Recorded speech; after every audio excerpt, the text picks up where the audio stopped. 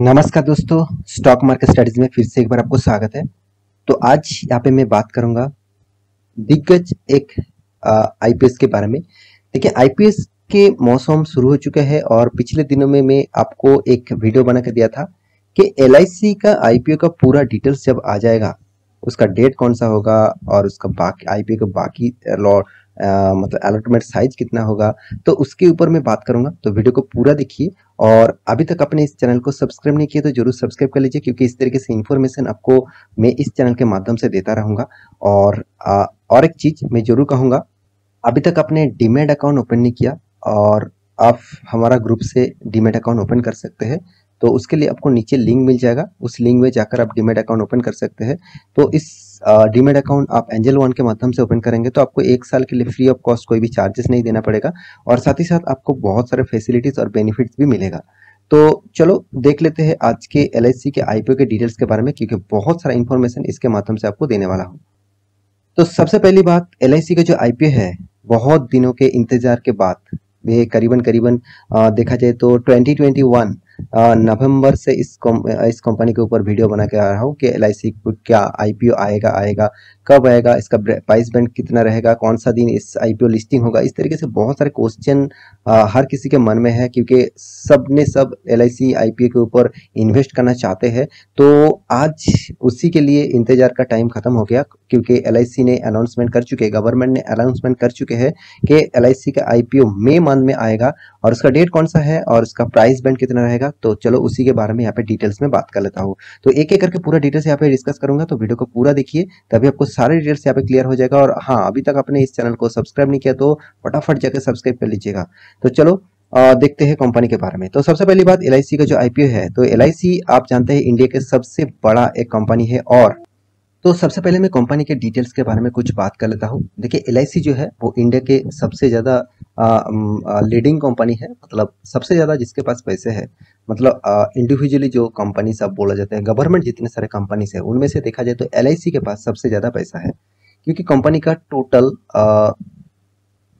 जो देखा जाए तो एनुअली कंपनी ने जो अर्निंग करते हैं, तो मतलब जो टोटल इसका जो एलआईसी का जो प्रीमियम है वो करीबन कर 39 लाख है, 39 लाख करोड़ है। और एलआईसी का जो ऑपरेट्स थ्रू यहाँ पे ब्रांचेस है, मतलब देखा जाए तो 2048 एंड देखा जाए तो 113 डिविजनल ऑफिसर है, मतलब ऑफिसेस है। और यहाँ पे सैटेलाइट ऑफिस भी है, 1154 है। और साथ ही साथ कंपनी का बहुत जगह पे ब्रांचेस है। ग्लोबली देखा जाए तो फिजी में है, यहाँ पे देखिए मर्सिडाइज में है, बांग्लादेश में, Nepal, Singapore, Sri Lanka, USA, sorry USA नहीं, यूएई मतलब यूनाइटेड अरब अमीरशाही में है। और बहरीन में है, कतार में है, कुवैत में है एंड यूनाइटेड किंगडम में है। तो बहुत जगह पे एलआईसी खुद का बिजनेस को फैला के रखा है। तो मेरे हिसाब से एलआईसी एक अच्छा खासा यहाँ पे बिजनेस को ग्रोथ किया है और करीबन करीबन कंपनी एक जायंट कंपनी है। और LIC has over 13.5 lakh agents है। और ऑल ओवर जो कंपनी का एजेंट्स है 13.5 लाख, मतलब कितना बड़ा एजेंट कैपेसिटी भी कंपनी के पास है, आप खुद देख लीजिए। और कंपनी टोटल एलआईसी का जो टोटल मैनेज जो एसेट है वो 39 लाख करोड़ है, मतलब कितना बड़ा एसेट भी कंपनी के पास है। ये भी एक पॉजिटिव सिंबल माना जाता है कोई भी कंपनी के लिए। और कंपनी यहाँ पे देख सकते हैं, कंपनी देखिए, it has make share of above 66.2% in new business premium, मतलब टोटल जो मार्केट का जो इंश्योरेंस सेक्टर है उनमें से 66.2% मार्केट को टोटली कैप्चर करके रखा है कौन, एलआईसी। तो एलआईसी का जो मार्केट का जो बिजनेस का जो मॉड्यूल्स है वो आप सभी जानते हैं। और भी कंपनी जिस तरीके से ग्रोथ किया है, और गवर्नमेंट कंपनी होने के नाते भी कंपनी का जो ग्रोथ परसेंटेज है वो शानदार देखने के लायक है। और तो कंपनी के कुछ फाइनेंशियल रिपोर्ट के बारे में बात करूं तो टोटल जो इनकम है कंपनी का, देखिए यहाँ पे 2019 के हिसाब से फाइनेंशियल ईयर, 2020 के हिसाब से, 2021 के हिसाब से दिया गया है। और यहाँ पे देखिए, यहाँ पे जो 2022 अभी तक फर्स्ट हाफ का, मतलब फर्स्ट क्वार्टर का यहाँ पे रिजल्ट पब्लिश किया गया। तो चलो इसको अवॉइड करते हैं। उसके बाद बाकी डिटेल्स के बारे में बात करूँ तो आप देख सकते हैं कंपनी ने टोटल जो इनकम किया तो वो करीबन करीबन 5,70,800, वो भी 2019 में था। और 2020 में कितना ग्रोथ हुआ, 6,45,000 और 2021 में 7,03,000। इसका मतलब कंपनी का जो बिजनेस है वो अच्छा खासा ग्रोथ हुआ है। और टोटली सरप्लस जो है कंपनी का वो 2,416, और पिछले क्वार्टर में था 10,000। ऑब्वियसली नेगेटिव में कंपनी का जो सरप्लस था वो नेगेटिव में था, और 2020 में भी बहुत बड़ा नेगेटिव इशू था यहाँ पे 10,000 करोड़ का टोटल, और 2021 में देखा जाए तो 3,861। तो ओवरऑल हर पैरामीटर आपको कुछ पॉजिटिव नेगेटिव देखने को मिलेगा। अभी देख लेते हैं कंपनी का total transfer of share holder, transfer to share holder account.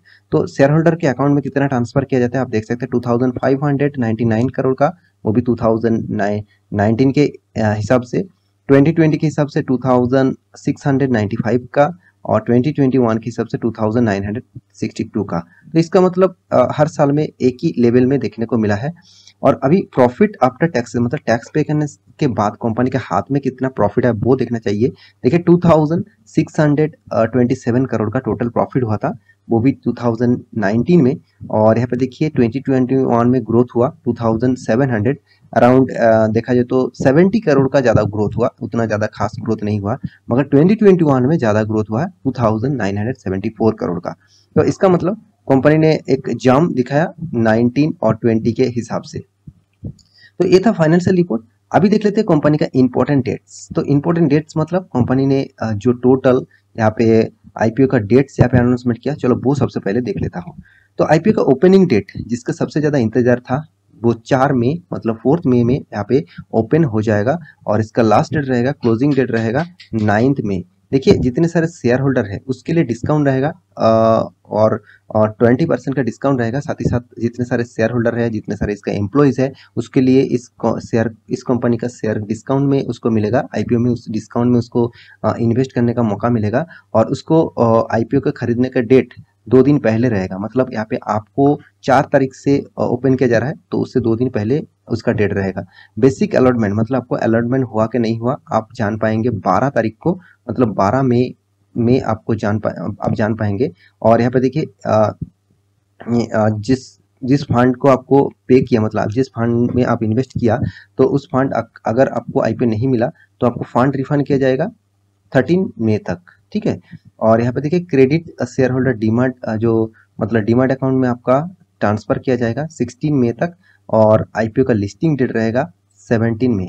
देखिए आपको आईपीओ नहीं मिला तो आपको चिंता करने का कोई जरूरत नहीं, आप इस डेट में या फोकस रखना, इस डेट में आपको आईपीओ अगर मिल भी गया ना भी मिल गया तो आप इस डेट में जाकर इन्वेस्टमेंट कर सकते हैं। तो इन्वेस्टमेंट करने से पहले मैं जरूर कहूँगा इस कंपनी के आईपीओ में किस तरीके से परफॉर्मेंस हो रहा है वो एक बार देख लीजिए। क्योंकि देखिए आईआरसीटीसी जब इन मार्केट में इन्वेस्ट, मतलब आईआरसीटीसी जब मार्केट में आया था, जब लिस्टिंग हुआ था, तब एक रॉकेट की तरह भागा था, और आप आज देख सकते हैं आज भी पॉजिटिव में है। फिर भी देखिए कंपनी ने स्प्लिट किया तो इसलिए मतलब बोनस स्प्लिट किया तो इसलिए अभी लो प्राइस में देखने को मिला। फिर भी मैं जरूर कहूंगा तो कंपनी का जो अभी फिलहाल का जो परफॉर्मेंस है वो एक साइड बेसिस पैटर्न बन चुके हैं। तो गवर्नमेंट कंपनी यही सबसे ज्यादा प्रॉब्लम्स है। तो यहाँ पे देख सकते हैं कंपनी का आईपीओ का जो डेट है वो यहाँ पे आप देख सकते हैं। तो कंपनी का फेस वैल्यू 10 रुपया है, कंपनी का प्राइस बैंड रखा गया है करीबन 902 से 949। तो इस प्राइस बैंड के हिसाब से ही आपको इन्वेस्टमेंट करना होगा। तो आईपीओ का टोटल मार्केट जो लॉट्स है वो करीबन 15 शेयर्स आपको खरीदारी करना होगा, और मिनिमम ऑर्डर जो है मिनिमम आपको ऑर्डर क्वांटिटी जो है वो 15 शेयर आपको मिनिमम आपको खरीदारी करना होगा। और उससे भी ज़्यादा आप कर सकते हैं। तो आपके पास एक पैन कार्ड है, मतलब आप एक बार अप्लाई कर सकते हैं। आपके पास दूसरा पैन कार्ड है तो आप अलग अप्लाई कर सकते हैं। एक पैन कार्ड में अलग अलग कंपनी के ऊपर आप अनदर टाइम अप्लाई नहीं कर पाएंगे। तो अप्लाई कर सकते हैं मगर आपको एक ही बार मिलेगा, अलॉटमेंट अगर होता है तो एक ही बार मिलेगा, दो बार आपको नहीं मिलेगा। हाँ, आप अलग दूसरे आपके घर के किसी और दूसरे व्यक्ति का पैन कार्ड लेकर आप अप्लाई कर सकते हैं, उसमें मिलने का चांसेस भी ज़्यादा रहेगा। तो यहाँ पे देखिए आईपीओ का जो टोटल इशू साइज रहेगा वो करीबन 21 लाख करोड़ का। तो बहुत ज़्यादा यहाँ पे आईपीओ का साइज दिया गया है, और टोटली ऑफर फॉर सेल है।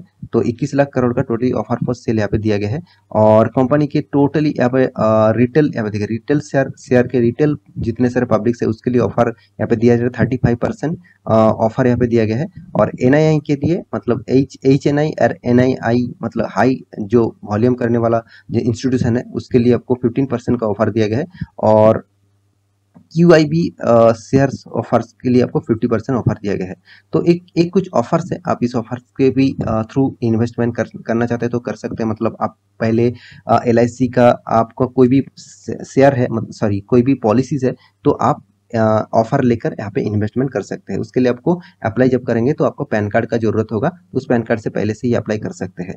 तो ये था कंपनी का पूरा डिटेल्स। तो मुझे लगता है इस IPO के ऊपर आपको जरूर इन्वेस्टमेंट होना चाहिए, क्योंकि गवर्नमेंट के पास 100% शेयर होल्डिंग था, उसमें से कुछ ही परसेंट शेयर यहाँ पे बेचने वाले हैं। तो करीबन करीबन 4.5 सॉरी 4.5 नहीं 3.5, तो 3.5% का शेयर यहाँ पे 50% का शेयर यहाँ पे बेचने वाले हैं। तो इस कंपनी के ऊपर फोकस रखना, और लॉन्ग टर्म पीरियड के लिए आप होल्डिंग करना चाहते हैं मतलब शेयर लिस्टिंग होने के बाद, तब से मैं अलग से वीडियो आपको बना के दूंगा। तो इस कंपनी के ऊपर अभी IPO आने वाला है, तो उसके ऊपर आप फोकस रखना, और IPO में आप निवेश करना चाहते हैं तो डेट को याद रखना। तो आशा करता हूँ सारी जानकारी आपको मिल चुका है। मेरे वीडियो अच्छा लगे तो लाइक करना, दोस्तों के साथ शेयर करना और चैनल को सब्सक्राइब भी करना। मिलते हैं नया स्टॉक लेके, तब तक के लिए अच्छे से रहिए, अपने ख्याल रखिए, बाय बाय।